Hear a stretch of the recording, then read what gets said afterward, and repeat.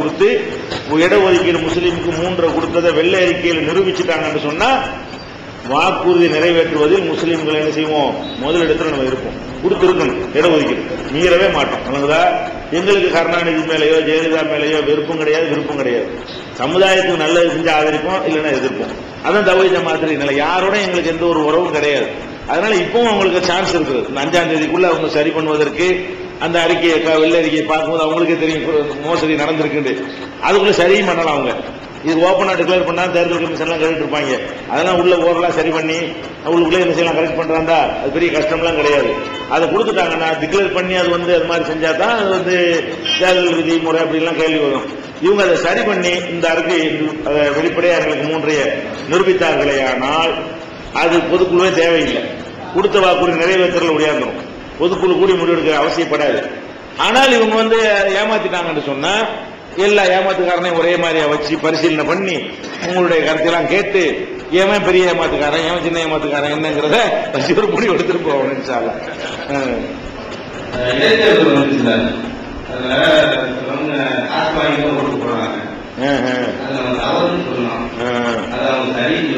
சரி, அதாவது அவர் சொல்ற காசு மக்களுக்கு வாக்காளர்கள் சொல்றாரு. அமைப்பு அதான கேட்கிறிய, ஒவ்வொரு வாக்காளரும் கொடுக்கிறது. அதாவது மதுரையில் நடந்த மதுரையா என்னது திருமங்கலம், அதுக்கு முந்தி மதுரை, அதுக்கு முந்தி நம்ம கௌஸ் பாசா இருந்தார மதுரை மத்தியிலையும் அதுலதான் அந்த பஞ்சாயத்து வந்ததுன்னு நினைக்கிறேன். திருமங்கலத்துல பஞ்சாயத்து நம்ம எங்க திருமங்கலத்துல நம்ம நீங்க இருக்க மாட்டீங்களா? மேற்கு 3மே மதுரை தான். மதுரை கொடுத்து வச்ச ஒரு பணம் பழகுது. அப்ப 3 இடைத்தேர்தல் நடந்திருக்கிறது. 3லையுமே என்ன செஞ்சாங்க, அரசியல் கட்சிகள் எல்லாருக்கும் பணம் கொடுத்தாங்க. எதுக்கு ஓட்டு போடுங்க அப்படிங்கிறதுக்காக கொடுத்தாங்க. வீட்டிலே போட்டு போயிட்டாங்க எல்லாருமே. ஒரு கட்சி அவங்க கேட்கணும், அதுல நம்பர் எவ்வளவு லிஸ்ட் எடுத்து கரெக்டா போட்டு போயிட்டாங்க. இப்ப என்ன பிரச்சனை கேட்டா, இந்த ஓட்டுங்கிறது இருக்குல்ல, அது காசுக்கு விற்கிற விஷயம் கிடையாது. முதல்ல விளங்கணும். ஒரு கொள்கை, அது ஒரு ஆயுதத்தை கண்டபடிலாம் போட முடியாது. ஓட்டுங்கிறது அதான் இந்த ஜனநாயக நாட்டில் மக்கள் கையில் இருக்கிற பெரிய ஆயுதம் எது?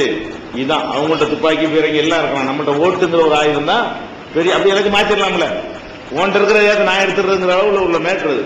அதனால இந்த ஓட்டு விஷயத்துல அது ரொம்ப டீக்கும் தவளைப்பானைக்கும் இந்த மாதிரி தாலிக்கும் கொடுக்கறதெல்லாம் ரொம்ப அநியாயமான ஒரு விஷயம். ஆனா அப்படி ஆயிடுச்சுன்னு வைங்களேன், நம்ம முஸ்லிம்களை பொறுத்த வரைக்கும், குறிப்பாக தௌஹீத் அவர்களை பொறுத்த வரைக்கும், காசு வாங்கினதுக்காக நம்ம என்ன செய்யக்கூடாது, ஓட்டு போடுவது என்று முடிவெடுக்கவே கூடாது.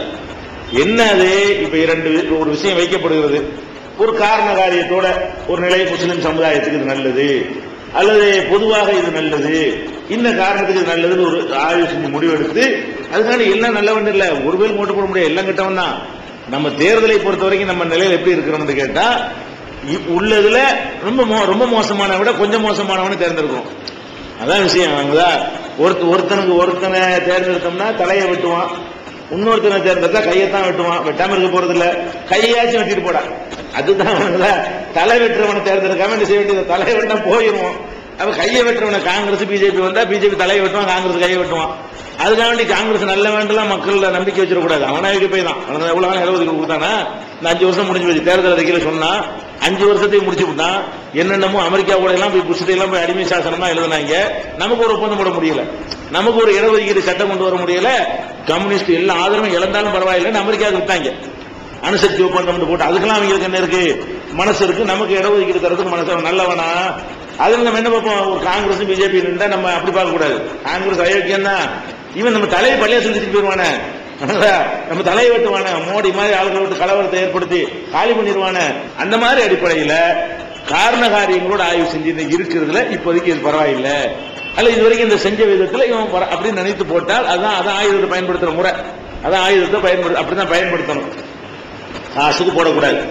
அதே நேரத்தில் காசை கொண்டாந்து ஒன்று தர்றானா, நம்ம காசு தானது, வாங்கிட வேண்டியான அவன் காசு யாரு காசு எல்லாம் நம்ம மக்கள் காசு.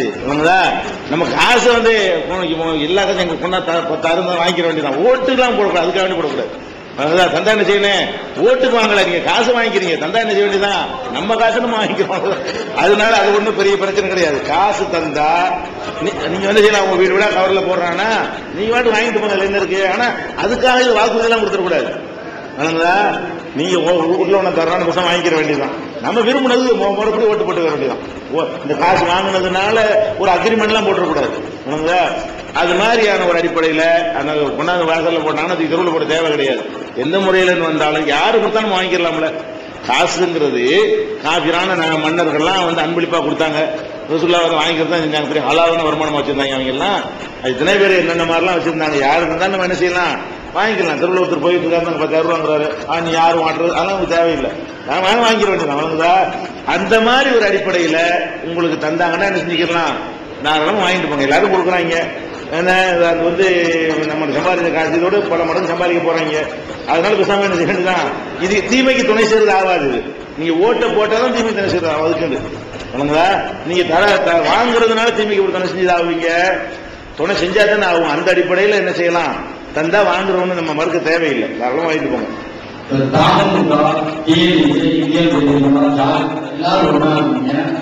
ஒரே வேலையில எல்லாரும் இருக்கீங்க, 4 ஊர்ல பிரிஞ்சீங்க. பிரிஞ்சாலும் அந்த ஒரு அமைப்பு ஒரு சகோதரன் வந்துட்டு இன்னொரு அமைப்பை பற்றி ஒரு டீ கடையிலோ ஒரு சாதாரண இடம் பார்க்காம விவாதம் பண்ணிட்டு இருக்காங்க. இதை கேட்டு மாற்றம் சொல்றாங்க, நம்மளோட ஒரு விவாத சூழ்நிலை இருக்கு. இதுக்கு வந்து இந்த மாதிரி விவாதிக்க கூடாது. அந்த அமைப்புகளோட தலைமை வந்துட்டு அந்த உறுப்பினர்களுக்கு சொல்லணும். சமீபத்தில் கூட அமைப்புகள் வெளியே போனாங்க. அவங்க தப்பு பண்ணிருக்காங்க சொல்லிருக்கீங்க, விவாதம் நிரூபிச்சுக்கீங்க. ஆனா அவங்களுக்கு பின்னாலே போனதுக்கு உங்க அமைப்புல இருந்து கூட்டம் போது இதுக்கு என்ன காரணம்? காலப்போது இந்த மாதிரி யாரையும் நாலு பின்னாடி போடக்கூடாது. அதாவது வந்து கலாச்சார கொடுமை, சிறுத்தான சிந்தனை, மௌன வருது மாபெரும் அதாவது அறியக்கூடிய சூழ்நிலை வந்துருச்சு. அதாவது மனதாரோட வெற்றி. இந்த மாதிரி சின்ன சின்ன விஷயங்கள் சமுதாயத்தை கண்ணியை குறைக்கிற மாதிரி நடந்துருக்கு. விசவாதம் பின்னால் போனா இந்த அமைப்புல இருக்கவங்க போனாங்க பேசுறாங்க. இது மாதிரி இந்த மாதிரி அவர் செய்யக்கூடிய ஒரு நபருக்கு பின்னால யாரும் போகக்கூடாது. அப்படி போகாம இருக்கிறதுக்கு ஒரு தீர்வு எல்லா அமைப்பும் சொல்லணும். உங்களுக்குள்ள பிரச்சனை ஏதாச்சும் இருக்குதா ஒரு போட்டு அந்த விவாதங்களை முடிச்சுக்கணும். ஒவ்வொருத்தவங்க ஒரு போஸ்ட் போட்டு ஓட்டுறது, இன்னொருத்தவங்க இன்னொரு போஸ்ட் போட்டு ஓட்டுறது. இது வந்து யார் நல்லது யார் சொல்லி போவாங்க அதான் நிரூபிப்பாங்க. யார் நம்ம டிக்ளேர் பண்ண முடியாது. இந்த மாதிரி செய்யாம ஒரு சமுதாயத்தை கண்ணியப்படுத்தக்கூடிய அனைத்து நூல்களுக்கு கணக்காகப்படுது. எல்லாமே நீங்க இடையில முதல்ல வரலையோ, ஆரம்பத்திலிருந்து இல்ல. சரி, அதனால இந்த தமுக மற்ற அமைப்புகளை நம்ம ஏன் விமர்சிக்கிறோம் அப்படிங்கிற விஷயங்களை விளக்கமாக ஒருத்தர் கேட்டு அது சொல்லியாச்சு. அதுல முக்காவாசி விஷயங்கள் ஒரு பதில் முதல் கேள்வியா தானா சொல்லியாச்சு. இருந்தாலும் ஒரு விஷயம் அதுல இருக்கிறது. என்ன விஷயம் இருக்குன்னு கேட்டா, இந்த மாதிரி ஒரு தவறு பொருளாதார மோசடி செஞ்சாங்கன்னு ஒருத்தர் தூக்கி போடுறீங்க. பல தடவை ஒழுக்கக்கேடா நடந்தார்னு சொல்லி பல தடவை மன்னிச்சு கடைசியா ஒருத்தர் தூக்கி போடுறீங்க. அவருக்கு பின்னாடியும் சில உங்களோட இருந்தவங்களே போறாங்களே, அப்படி போகாம இருக்க என்ன பண்றது, அதுக்கு ஏதாவது ஒண்ணு பண்ணுங்கன்னு கேட்கிறாங்க. இதை வந்து ஒரு பேசிக்கான ஒரு விஷயத்தை நம்ம விளங்கிக்கிறணும்.